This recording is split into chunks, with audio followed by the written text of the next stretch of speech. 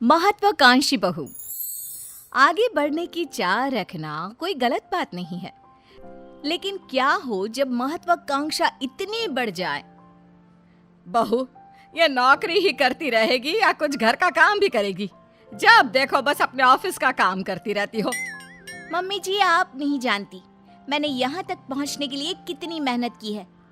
मेरा हमेशा से सपना था कि मैं खूब पैसे कमाऊं, बड़ी गाड़ी में घूमूं और बड़े बंगले में रहूं। घर का काम तो नौकर करते हैं, जैसे आप। जैसे मैं? क्या जानती है तू मेरे बारे में? मैंने इस घर को अपने पसीने से खड़ा किया है। घर पसीने से नहीं, पैसे से खड़ा होता है मम्मी जी, जो मैं कमा रही हूँ। समझी?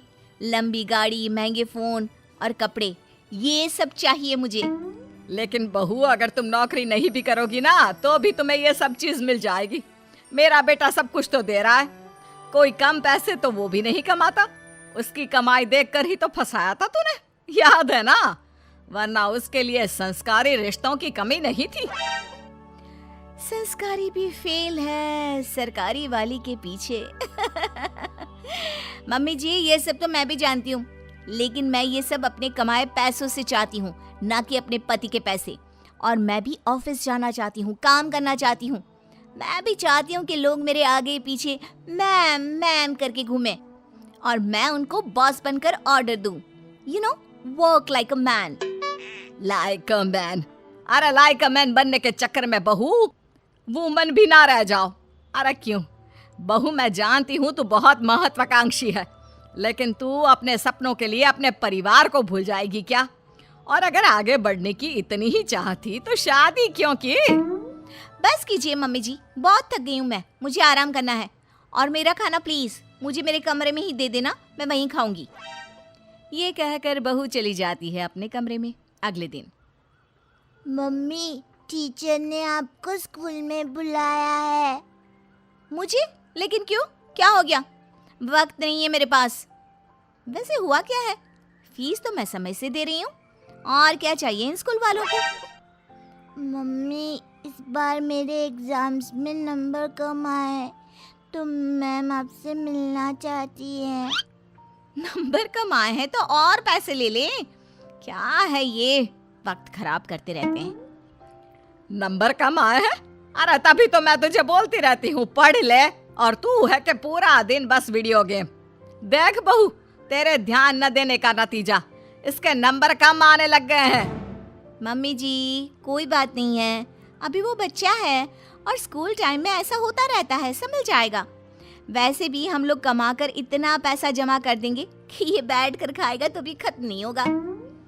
बहू, अगर तेरे यही तेवर रहे तो मुझे डर है कि कहीं गोलू तुम्हारे हाथ से ना निकल जाए। इसलिए घर पर ना सही बच्चों पर तो थोड़ा ध्यान दो। मम्मी जी, आप फिक्र मत कीजिए, मैं सब संभाल लूंगी। चलिए ऑफिस के लिए निकलती हूँ। हाथ से बच्चा निकले ना निकले, आप मुझे ऑफिस से जरूर निकलवा देंगी। मैं निकलवा दूंगी? अरे तेरी हरकतें, इसे तो कहना ही बेकार है। लगता है अब विक्रम ही इससे बात करेगा। सास बेटे को फोन करके सारी बात बता देती है। हाँ माँ, तू सही बोल रही है। आखिर हम काम तो मुन्ने के लिए ही कर रहे हैं। अगर वही ठीक नहीं निकला तो मैं बात करता हूँ उससे। शाम को बहू जब काम से घर लौटती है, मम्मी जी, अगर आपको यहाँ किसी चीज की परेशानी थी तो आप मुझसे बोलती, इनको फोन करके बताने की क्या जरूरत थी? क्योंकि तू मेरी बात सुनने को तैयार ही कहाँ होती है।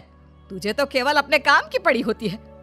मैंने अपनी परेशानी अपने बेटे को बता दी, अब वही सब यहाँ आकर संभाल सकता है। कुछ दिनों बाद बेटा विदेश से घर आता है। ये सब क्या हो रहा है? मैं नौकरी करने विदेश क्या चला गया? तुमने तो घर के कामों से छुट्टी ही ले ली। अगर मुझे पता होता तुम ऐसा कुछ करोगी तो मैं कभी विदेश ही नहीं जाता। लेकिन मुझे समझ में नहीं आ रहा तुम ऐसा क्यों कर रही हो? तुम घर पर ध्यान क्यों नहीं दे रही? घर के कामों पर क्या ध्यान देना, उनके लिए मम्मी जी है ना। मैं भी तुम्हारी तरह पैसे कमा रही हूँ और अपने सपने पूरे कर रही हूँ। मैं पैसे अपने सपने पूरे करने के लिए नहीं, हम सबके लिए कमाता हूँ, ताकि तुम सब बढ़िया से रहो, तुम्हें किसी चीज की दिक्कत ना हो। और वैसे भी हमें तुम्हारे जॉब करने से कोई प्रॉब्लम नहीं है। प्रॉब्लम ये है कि तुम अपने परिवार के प्रति जिम्मेदारियां पूरी नहीं कर रही हो। पूरी जिम्मेदारी उठाने का ठेका मैंने लिया है क्या? अरे कुछ तुम ही कर लो। ऐसा है तो ठीक है माँ, मैं घर के कामों के लिए नौकर रख रहा हूँ और गोलू की पढ़ाई वगैरह मैं सब खुद देख लूंगा। अगले दिन से घर का सारा काम नौकरानी संभाल लेती है और कभी कभी तो वो सास की देखभाल भी करती है। तूने एकदम सही लड़की को काम पर रखा है। कितना काम करती है और शिकायत का एक भी मौका नहीं देती। दिखने में भी कितनी सुंदर है। बेटा सच कहूँ तो बहुएं ऐसी ही होनी चाहिए। माँ वैसे भी ये नौकरानी नहीं है, दरअसल ये मेरे ऑफिस में ही थी, लेकिन जब मैंने इसे अपने घर की प्रॉब्लम बताई तो मेरी मदद करने के लिए राजी हो गई। दूसरों के लिए सोचती भी कितना है। हाँ माँ, मुझे नहीं पता था कि ये गीता इतना अच्छा घर का काम भी कर लेती है। वैसे माँ ये ऑफिस में भी सब कुछ संभाल लेती है, वो भी अच्छे से। बहुत महत्वाकांक्षी नहीं है, लेकिन सबको लेकर आगे कैसे बढ़ना है ये इसे अच्छी तरह पता है। मुझे इसकी सबसे अच्छी बात क्या लगती है पता है? क्या बेटा? जब मैं घर पर नहीं होता तो ये आपका और गोलू का कितना अच्छा ध्यान रखती है। तभी घर में मेहमान आ जाते हैं। ओहो, ये लोग भी ना धर्मशाला समझकर रोज आ जाते हैं। ये बोलकर वो अंदर चली जाती है। अरे आइए आइए बेटा, जरा चाय पानी लेकर आना। तभी गीता सुंदर सी साड़ी में अच्छे से चाय पानी लाकर टेबल पर रख देती है। हाय रे, आपकी बहू सही रास्ते पर आ गई। नहीं तो हमेशा हवाई बनकर घूमती रहती थी। अरे नहीं नहीं, ये नौकरानी है हम लोगों के यहाँ।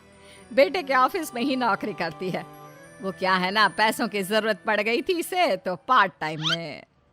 लेकिन कितना अच्छे से काम संभाल लिया है आपका।